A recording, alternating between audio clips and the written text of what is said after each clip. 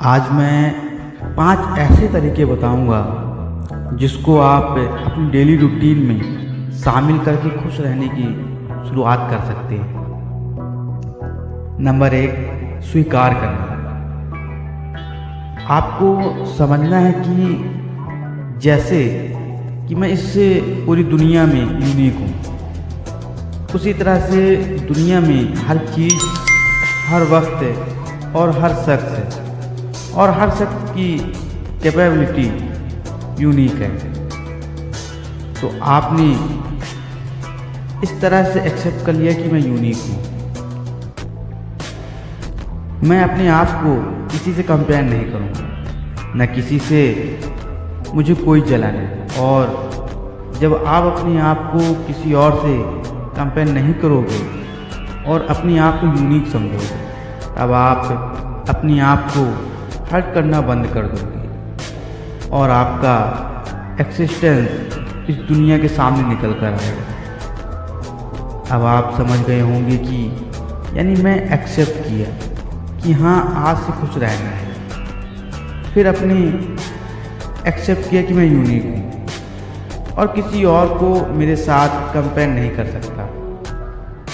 और तब आपको समझ आएगा कि मेरा भी कुछ एक्सिस्टेंस है और सेल्फ रिस्पेक्ट है। उसके बाद बात आती है कि जब मैं दुनिया में सबसे यूनिक हूँ तो मेरी प्रॉब्लम्स भी, मेरी ज़िंदगी की अचीवमेंट्स दूसरों के जैसे सेम नहीं हो सकती। यानी कि सब इंसान की अलग अलग प्रॉब्लम्स। नंबर 2, समय कभी नहीं रुकता। अब आप ये बताओ कि आप किसी यात्रा पर जा रहे हो और आपकी कार पंचर हो गई, तो क्या आप कार को छोड़कर चले जाओगे? नहीं, क्योंकि आपको पता है कि अभी ये पंचर है, लेकिन थोड़ी देर में जब मैं इसका पंचर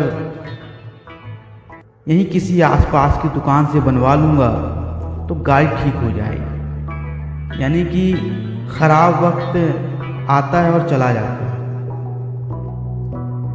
अच्छा, आपने कार का टायर सही करवा लिया, लेकिन क्या गारंटी है कि वो अब कभी दोबारा पंचर नहीं होगा? कहने का मतलब है, खुश रहने का दूसरा मंत्र है कि वक्त आता है और चला जाता है। और क्योंकि आप एक यूनिक पर्सनालिटी हो, आपका थॉट प्रोसेस सबसे अलग है, इसलिए आप पे निर्भर करता है कि आपको ऐसे हालात से सीखना है या एक जगह बैठकर रोते रहना है। नंबर 3, किसी को दोष मत दीजिए। अब समझिए कि अगर आपकी कार पंचर हो गई और अगर आप सारा दिन बैठकर खुद को ब्लेम करते रहोगे कि मुझे कार नहीं लानी चाहिए थी, मुझे ट्रेन से चले जाना चाहिए था, या ब्लेम करोगे कि यार टायर बनाने वाली कंपनी घटिया है, तो क्या इससे आपकी प्रॉब्लम सॉल्व हो जाएगी? आपका यात्रा मकसद पूरा हो जाएगा। उस समय आपके लिए प्रायोरिटी क्या होगी? चाहे आप कहीं भी हो, आपको कैसे भी करके टायर ठीक करवाना है और अपने सफ़र पर आगे बढ़ना है। कोई कितना भी बेवकूफ़ इंसान हो, अगर उसकी गाड़ी पंचर होती है ना, तो सबसे पहले उसका सलूशन ढूंढता है। तो यार, ये तो ज़िंदगी का महान सफ़र है। तो इसमें आप कैसे खुद पे गिल्टी करके या दूसरों को ब्लेम करके एक जगह पर बैठ सकते हो? क्योंकि आपके साथ जो भी हुआ, आप जिस जगह भी आकर अटक गए, उसमें कहीं ना कहीं आपका ही डिसीजन था। तो आपको तुरंत कोई सॉल्यूशन ढूंढना है, क्योंकि आप जिस मकसद से ज़िंदगी के सफ़र पर निकले थे, उसको हर हालत में पूरा करना है।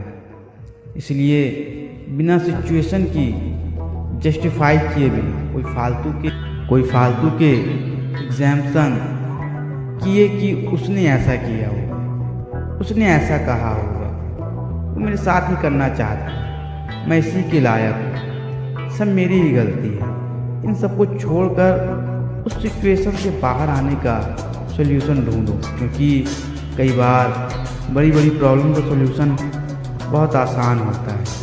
इसलिए न खुद पर ब्लेम लगाओ और न दूसरों पर। नंबर 4, अपने आप को बदलो।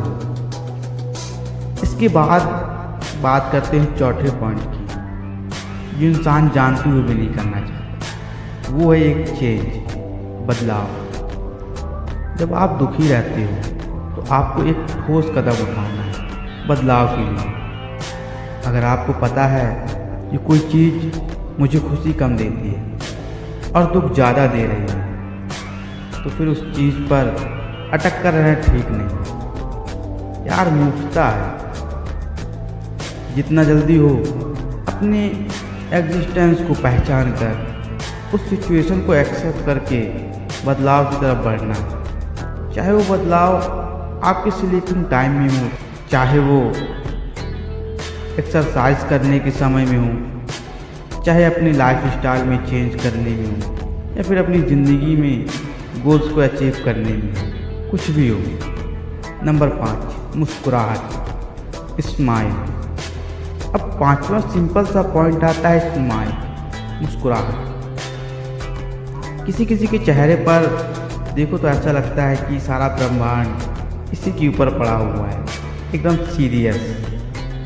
दोस्तों, एक इंसान की स्माइल में बहुत ताकत होती है। पूरी दुनिया का बोझ लेकर और दुखी रहने से अच्छा है कि जस्ट स्माइल, क्योंकि आप स्माइल करोगे तो आप खुश दिखोगे, और जब आप खुश दिखने की कोशिश करोगे तो आपको खुश रहने की आदत पड़ेगी। हर हालत में मुस्कुराने की आदत पड़ जाएगी।